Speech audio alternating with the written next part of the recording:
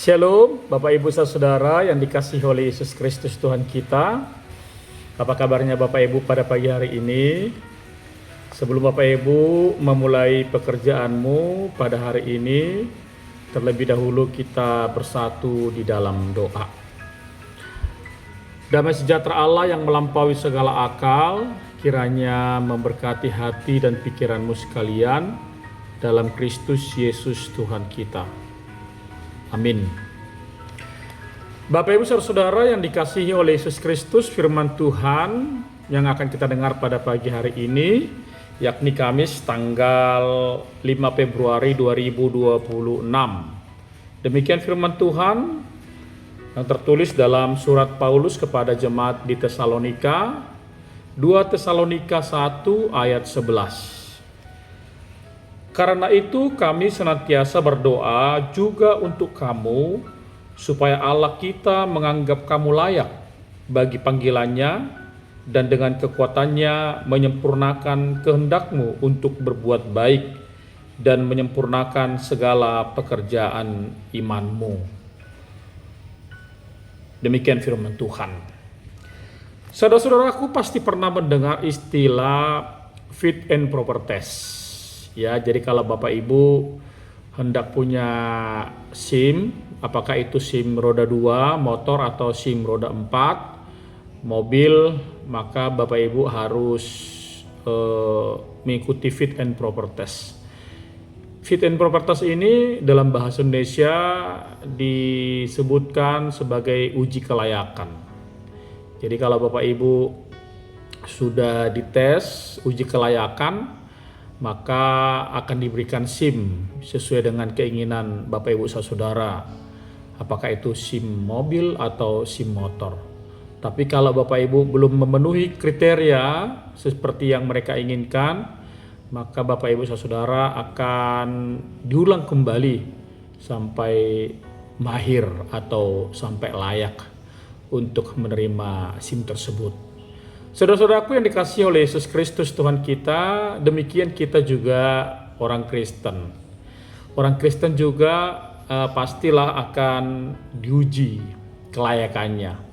Apakah itu benar-benar dia kuat tahan dalam banyak cobaan, dalam banyak tantangan. Karena saudara-saudaraku di dunia ini tidak ada namanya kemudahan-kemudahan. Pasti kita menjumpai kesulitan, tantangan, hambatan, masalah. Apakah itu dalam keseharian kita, apakah itu dalam pekerjaan kita, di tengah-tengah rumah tangga, atau dimanapun itu, pasti kita selalu berbenturan dengan hal-hal tersebut. Nah, kenapa kita harus memiliki kelayakan ini?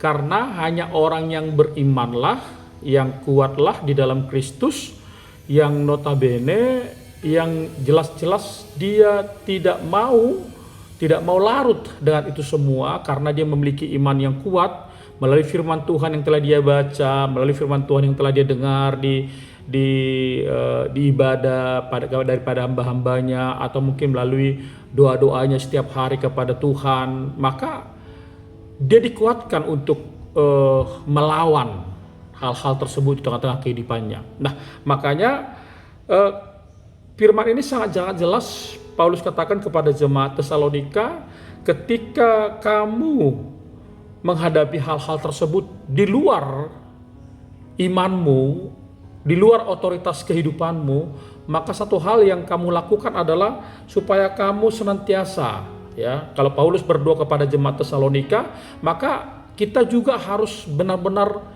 berdoa, memiliki akar doa supaya kita kuat menghadapinya. Karena dengan doa ini maka kita pun harus selalu mampu, bahkan semakin taat kepada Tuhan, dan hidup kita pun akan semakin dilayakkan. Saudara-saudaraku yang dikasihi oleh Yesus Kristus Tuhan kita, hal-hal seperti inilah yang harus dilakukan oleh orang-orang Kristen, ya.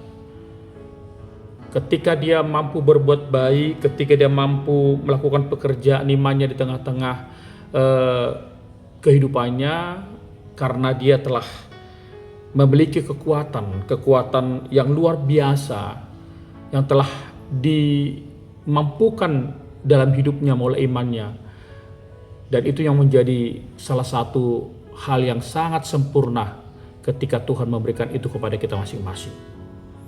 Oleh karena itu Bapak Ibu Saudara, sangat-sangat jelas sekali ini akan menjadi penting bagi kita, ya.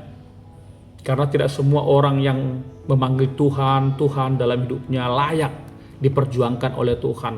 Hanya orang yang memanggil Tuhanlah dengan iman dan doanya serta kekuatan yang telah diberikan oleh Tuhan kepadanya. Ketika dia menjalaninya, maka Tuhan menyempurnakan seluruh hidupnya dan memberikan dia kekuatan untuk melakukan dan menjalankannya.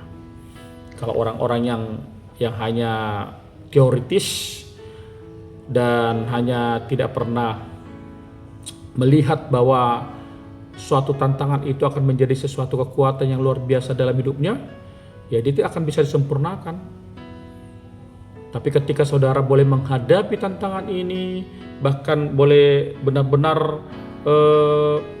sangat menyerahkan tantangan ini, kehidupan ini ke dalam tangan Tuhan, maka dia mampu untuk memberikan kekuatan kepada saudara. Oleh karena itu saudara-saudaraku yang dikasihi oleh Yesus Kristus Tuhan kita, mari jangan biarkan kamu kalah dengan semuanya. Jangan biarkan kamu lemah dengan semuanya. Tidak ada masalah kehidupan, tantangan kehidupan yang tidak bisa diselesaikan. Bagi kita mungkin kita tidak layak melampaui semua itu, tapi Tuhan melayakkan kita.